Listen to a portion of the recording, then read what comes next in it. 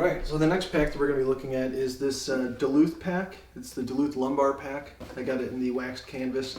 I tried to go with, similarly with the Frost River packs, I tried to go with this waxed canvas type material, you know, like the oilcloth pants, the oilcloth, or the waxed shelter cloth pants.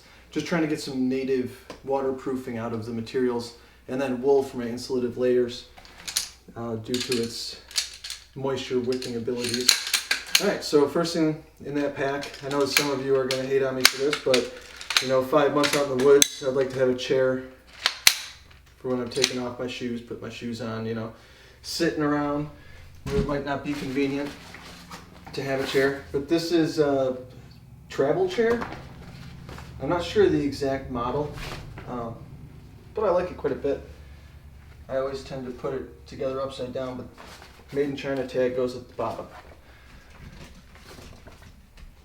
So I figured I'd set this up just to show you all how quick and easy it is.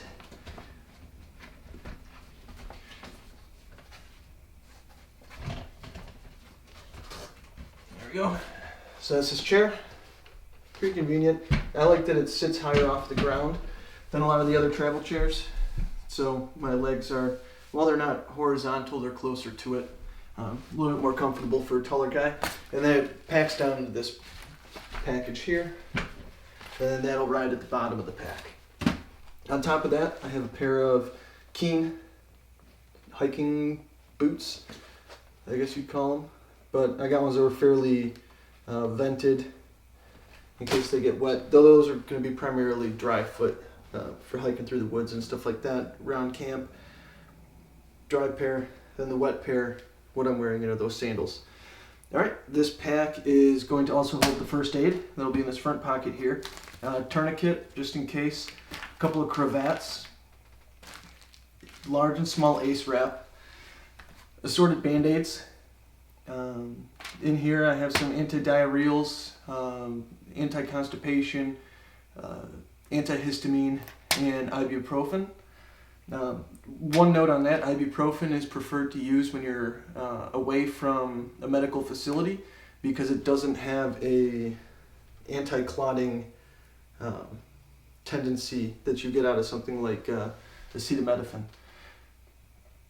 Alright, and then in the core part of the first aid kit here, there's some blister bandages, some moleskin, assorted band-aids, waterproof, new skin, so it's basically like you put it over a wound to keep it protected, and some chapstick, 2 things of Neosporin, some eye drops, some butterfly bandages, so those are for closing a wound. I used those last time I was up in the Boundary Waters. I think I mentioned in another video that my buddy hatcheted himself in the leg, and I actually used those to hold the wound closed so that it was able to heal properly. Some Curlex. So Curlex basically is, so it's gauze that's like vacuum packed down, so it doesn't take up as much space. And then there's just some more larger band-aids on this side as well.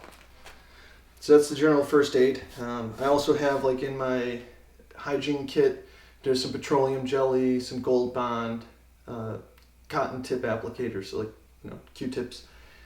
I have assorted, like the medical tape I have in with my other tape, so there's some other medical stuff assorted out, but this is kind of like the core kit in this front pack here, with this bag here holding the this. Alright, and then riding on top of this pack in this mesh bag, while the food pack is full, is the water filtration and water carrying system. When there's less food in the food pack, this will likely be moved into the food pack. It might find a spot somewhere else. But what it is, the Sawyer water filter. I love these things. I've used them for a really long time up in the Boundary Waters. I've used this system mostly for, you know, 4-man, 5-man trips, or gal. But it's this filter here, in line between the 2 bags, the gray water and the clean. So it's got the 2 hoses there, and then the filter. It's back flushable, gravity fed, so you just set it up and it does the filtering for you. And then here I just have an extra bag in case one of those happens to break. A couple of extra hoses in case a hose goes bad, an extra filter, and a syringe which is used to back flush the filter in case it gets clogged. Additionally to that, I have this Water Cell X from Sea to Summit. It's a 20-liter water bag, but it's got a nice spout here at the end that you could kind of turn on and off, and it has this here, which is like a shower head attachment. So this is going to be used for my shower. I'll let it sit out in the sun with some water in it, and I'll pour some hot water in it from over the campfire. Hopefully that works out well. And in this bag also I have a large and a regular Nalgene. So that is this pack.